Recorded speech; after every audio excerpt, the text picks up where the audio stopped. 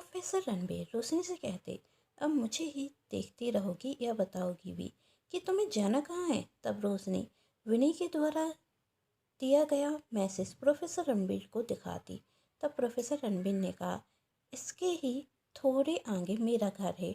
चलो ठीक है, हमारा रास्ता एक ही है। और वह कार स्टार्ट करते और रोशनी से कहते, आज के टाइम की लड़की होकर तुम इतना घबरा रही थी। जब इतना घबराओगी तो आगे क्या करोगी। तब रोशनी ने कहा, वो सर। तब प्रोफेसर रणबीर कहते हैं, तुम्हारी गाड़ी हमेशा वो पर ही आकर क्यों अटक जाती है। तब रोशनी मन में सोचती है तो अकरू ही हमेशा अपनी अकड़ तो दिखाएगा ही। अब मदद कर रहा है तो एहसान भी जताएगा। सच में किसी के बारे में जल्दी राय बनानी नहीं चाहिए। इनके लिए तो अच्छा सोचना भी नहीं चाहिए। तब प्रोफेसर रणबीर कहते, मैं तुमसे बातें कर रहा हूँ, हवाओं से नहीं। कहाँ खो गई तुम, बात बात पर कहाँ खो जाती हो तुम। रोशनी, वो सॉरी सर। तब प्रोफेसर रणबीर ने कहा, तुमसे किसी गुरुजी ने कहा है कि सॉरी बोलती रहा करो, दिन अच्छा जाएगा। जब से मिली हो सॉरी के सिवा कुछ कह ही नहीं रही हो। रोशनी फिर मन में सोचती, परेशान हो गई हूँ मैं इनसे। यदि प्रोफेसर नहीं होते तो आज तो अच्छा सुना देती इन्हें। हर छोटी छोटी बात पर को पकड़ कर लेते हैं। कभी वो कहने में परेशानी है तो कभी सॉरी कहने में परेशानी। क्या कहूँ, कह तो गुस्सा आ रहा है आप पर। अपने काम से मतलब रखो, ना रिफ्त दे रहे हो। घर को छोड़ो और चले जाओ। ताता वाई सी यू। प्रोफेसर नहीं होते तो बताती कि मुझे क्या क्या बोलना आता है। फिर से प्रोफेसर रणबीर, अब कहाँ खो गई तुम। रोशनी, वो कुछ नहीं। प्रोफेसर रणबीर कहते, तुम नहीं सुधरोगी। चलो छोड़ो यह सब बातें। आज मैं तुम्हें अच्छे से बता देता हूँ कि तुम्हें कॉलेज से घर, घर से कॉलेज कैसे आना है और कैसे जाना है। ध्यान से देखना, कहीं ख्वाबों में फिर मत खो जाना। रोशनी सिर हिलाकर हाँ में जवाब देती और प्रोफेसर रणबीर रोशनी का रास्ता समझाते हुए उसे घर तक छोड़ देते। थैंक यू सर कहते हुए रोशनी घर के अंदर आ जाती और रणबीर कार चालू करता और आगे बढ़ जाता और सोचता, कैसी लड़की थी, कुछ अजीब सी थी। और वहाँ रोशनी सोच रही थी, प्रोफेसर ये तो कुछ भी बोलेगा।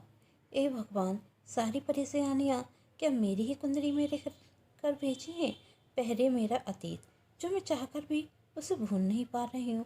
माँ पापा की नाराज़गी अभी तक मुझसे है और फिर ऊपर से आपने मुझे इस घर में पहुँचा दिया और यहाँ मिनी नाम की आफत मेरे सर पर डाल दी।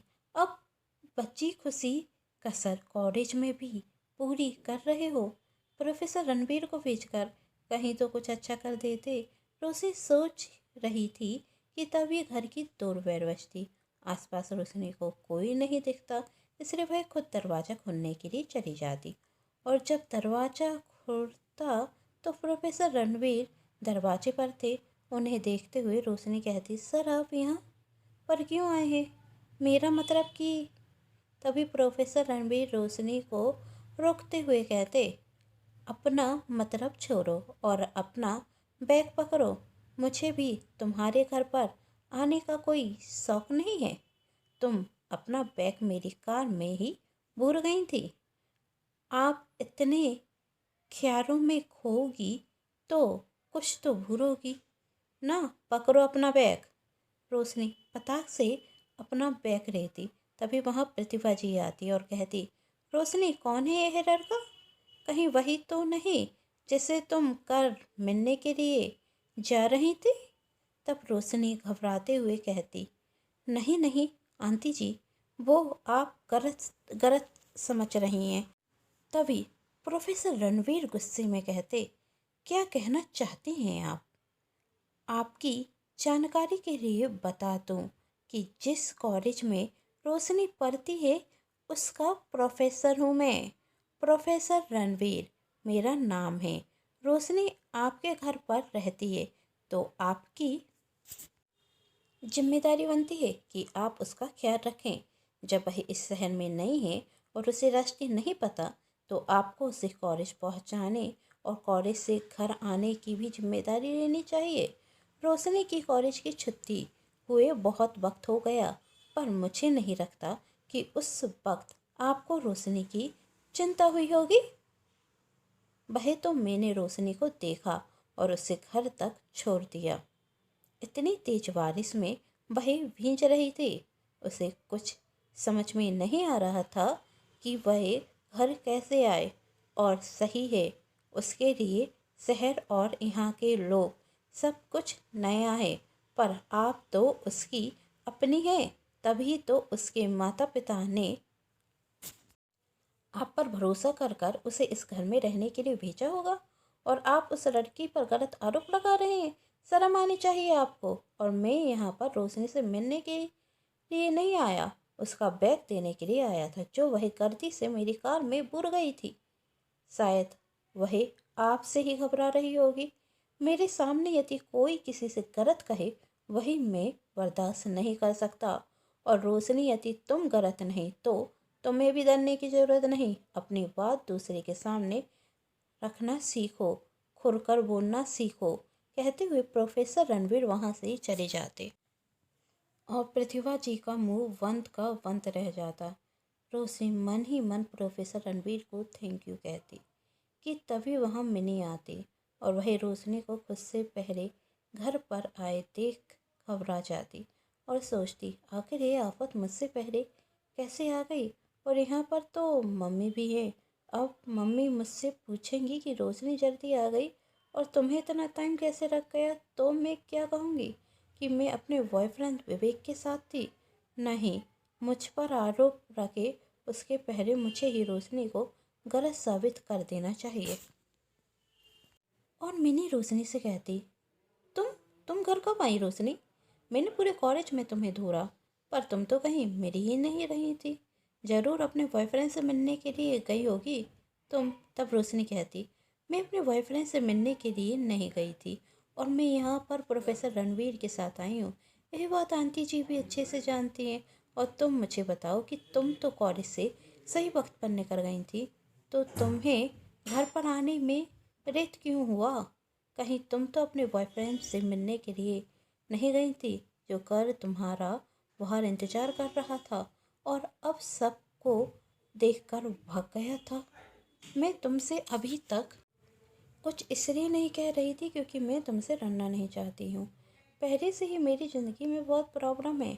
मैं यहाँ पर खुश रहने के लिए आई हूँ, कोई लड़ाई झगड़ा करने के लिए नहीं आई हूँ। और मुझ पर आरोप लगाने के पहले खुद अपने आप में झांक कर देख लो। और आंटी जी, आप हर वक्त मुझको ही गलत कहती हैं, सवाल मुझसे पूछती हैं। कभी अपनी बेटी पर भी एक नज़र डाल लीजिए। पूछिए इससे आने में देर क्यों हो गई, जबकि कॉलेज बंद हुए तो बहुत टाइम हो गया है। फिर मिनी को यहाँ पर आने में देर कैसे हो गई? तब प्रतिभा जी कहती, मेरी बात मिनी से हो गई थी। आज कॉलेज में एक्स्ट्रा क्लास थी, इसलिए उसे आने में देर हो गई है। और उसने कहा ना, वह तुम्हारा इंतज़ार कर रही थी, पर तुम तो प्रोफेसर रणवीर के साथ आ गई, तो उसमें उसकी क्या गलती? फिर रोशनी ने कहा, आज कॉलेज में कोई एक्स्ट्रा क्लास नहीं थी। होती तो प्रोफेसर रणवीर यहाँ नहीं होते, कॉलेज में होते। कहते हुए रोशनी अपने कमरे में आ जाती। आज रोशनी के अंदर जितना मिनी के प्रति गुस्सा था वही सारा उतर चुका था। और फिर खुद से आईने में देखते हुए कहती, समझ में नहीं आता, प्रोफेसर रणवीर हैं, कैसे कभी कभी इतना गुस्सा दिखाते हैं और कभी कभी इतने शांत हो जाते हैं। और आज तो उन्होंने आंटी जी के सामने मेरा पक्ष रखा, जिस कारण आंटी जी का मुंह बंद हो गया। अब वह मुझ पर कभी भी कोई गलत आरोप नहीं लगा पाएंगी, और उनकी वजह से आज मैंने मिनी को जवाब दिया। भगवान, कहीं मुझसे कहने में गलती तो नहीं हो गई? प्रोफेसर रणबीर को आपने मेरी प्रॉब्लम बढ़ाने के लिए नहीं, शायद घटाने के लिए भेजा। तभी वहाँ विनय आती और कहती, सॉरी रोशनी, मैं तुम्हें लेने के लिए नहीं आ पाई। रोशनी, विनी की किसी भी बात का जवाब नहीं देती, वही तो अपने ख्यालों में डूबी हुई थी। तभी विनी चुटकी बजाती हुई कहती, रोशनी कहाँ खो गई हो तुम? मैं तुमसे बातें कर रही हूँ। इसके बारे में किसके बारे में सोच रही हो? तब रोशनी ने कहा, प्रोफेसर रणवीर। तब विनी कहती, प्रोफेसर रणवीर कौन है? रोशनी, कहीं तुम्हें उनसे प्यार तो नहीं हो गया? प्यार शब्द कान में जाते ही साथ रोशनी के हाव भाव बतर गए और वही गुस्से में विनी से कहती, प्यार जैसे शब्द की मेरी ज़िंदगी में कोई जगह नहीं है। प्यार मुझे कभी नहीं हो सकता। नफ़रत है मुझे इस शब्द से, और आज के बाद मेरे सामने प्यार की बात तक मत करना। कूर रोशनी, मैं तो बस मजाक कर रही थी, विनी ने धीरे से कहा। तब रोशनी अपने होश में आती और कहती, सॉरी विनी, शायद गुस्से में तुमसे बहुत कुछ कह दिया। मुझे पता भी नहीं मैं तुमसे क्या बोल रही थी, पर कभी भी मुझसे प्यार के बारे में बात मत करना। क्यों? ऐसा क्या हुआ तुम्हारे साथ कि तुम्हें प्यार नाम से ही नफ़रत है? विनी ने पूछा, क्या तुमने कभी किसी से प्यार किया है?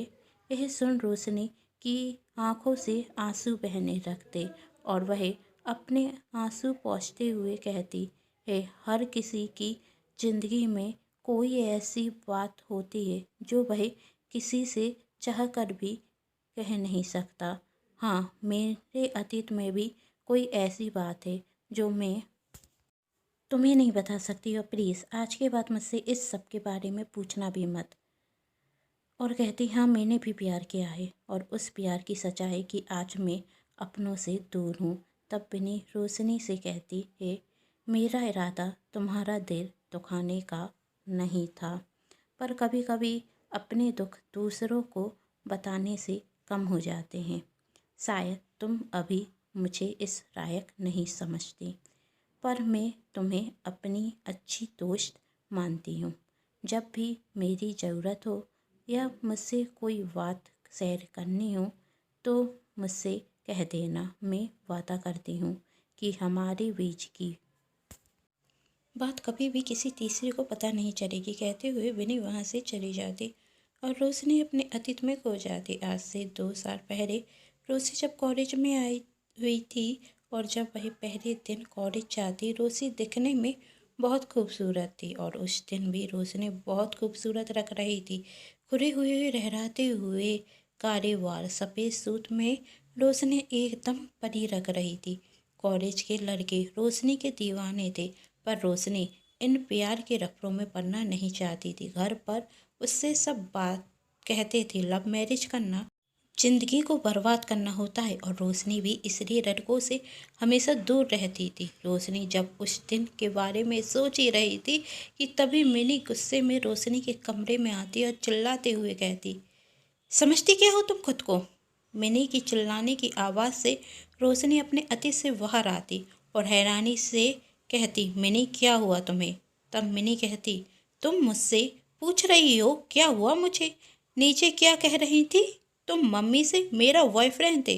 तो सुनो, हाँ है मेरा बॉयफ्रेंड, और कल रात जो आया था वह मेरा ही बॉयफ्रेंड था, पर तुझे इस सब से कुछ लेना देना नहीं होना चाहिए। समझती क्या है तू खुद को? पहले पापा को अपनी तरफ किया और अब मम्मी को अपनी तरफ कर रही है। आज तो विनी ने तुझे घर से निकालने से बचा लिया, लेकिन हर बार विनी नहीं बचा पाएगी। सुना तूने? कहते हुए मिनी अपने कमरे में चली जाती और रोशनी सोचती, बॉयफ्रेंड दुनिया का सबसे घटिया शब्द होता है ये। फिर क्यों करती थी रोशनी प्यार सबसे नफरत? और रणवीर का रोशनी की ज़िंदगी में आने का क्या मकसद है? जानने के लिए कहानी का अगला भाग जरूर देखें, जिसके लिए कर लीजिए चैनल को सब्सक्राइब, क्योंकि जब भी मैं लेकर आऊँ कहानी का नया भाग तो आप सभी को पता चल सके। और साथ में बेल आइकन का बटन भी जरूर प्रेस कीजिएगा, क्योंकि इससे ही मिलेंगे आपको मेरी आने वाली हर कहानी के नोटिफिकेशन। कहानी पसंद आ रही है तो चैनल को सब्सक्राइब, वीडियो को लाइक एंड शेयर जरूर कीजिएगा। Thanks for watching.